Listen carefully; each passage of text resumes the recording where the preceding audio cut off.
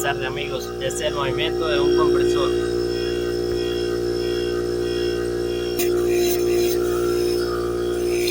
La tubería alta, vamos variando. Dale,